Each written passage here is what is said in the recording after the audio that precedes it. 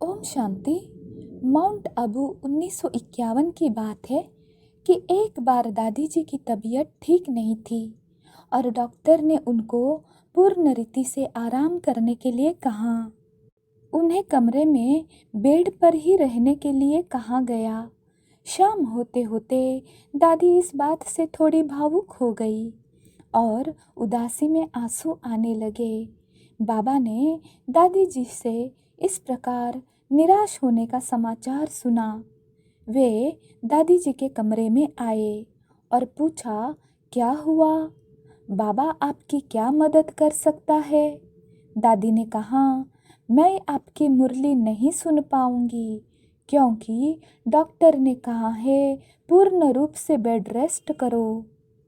यह सुन करके बाबा ने दादी जी के मुरली के प्रति प्यार को महसूस किया।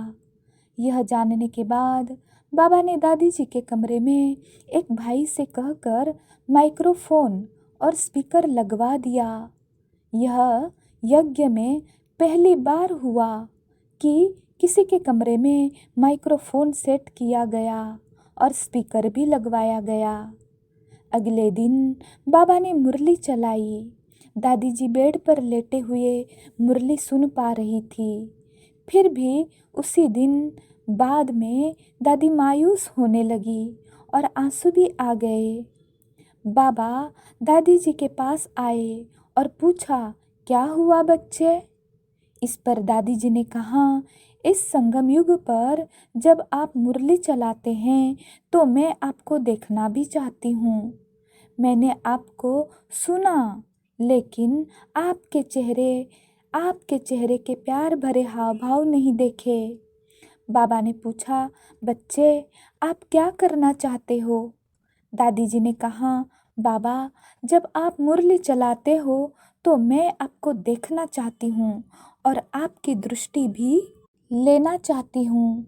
मुरली से इतना प्यार देख बाबा का दिल पिघल गया कि इस गोपिका को मुरली के प्रति प्यार का रिटर्न कैसे दूँ।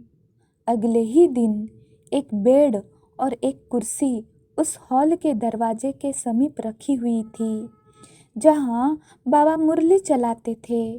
बाबा ने उनकी व्यवस्था करवाई थी जिससे कि दादी जी उस बेड पर आराम करते हुए मुरली सुन सके।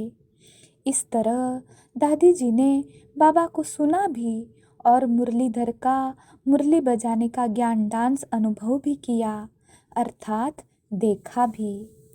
व्यक्तिगत बात है कि दादी जी हमेशा बाबा की मुरली को बहुत महत्व देती थी। उन्होंने पूर्ण रीति से जाना कि यही वो सच है जिसकी उन्हें तलाश थी। केवल यही दवाई है जो कि आत्मा को ठीक कर सकती है और यह उस दिल वाले के द्वारा ही दी गई है जिसकी चाहना दिल को कब से थी। दादी जी का यह उदाहरण हम सबको प्रेरित करता है कि यह सब कुछ हमारी चेतना की जागृति और उस एक के साथ हमारे संबंधों पर निर्भर करता है। अमृत वेले के बाद मुरली से पहले बाबा मुरली पर विचार सागर मंथन करते थे। एक बार दादी जी अमृतसर में थे तो बाबा ने दादी को कहा कि मुझे विश्वास है कि हर सुबह आप मुरली का विचार सागर मंथन करते हैं।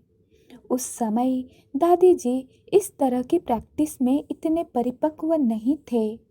दादी ने कहा, बाबा मुझे सीखना है मुरली को कैसे उगारा जाए।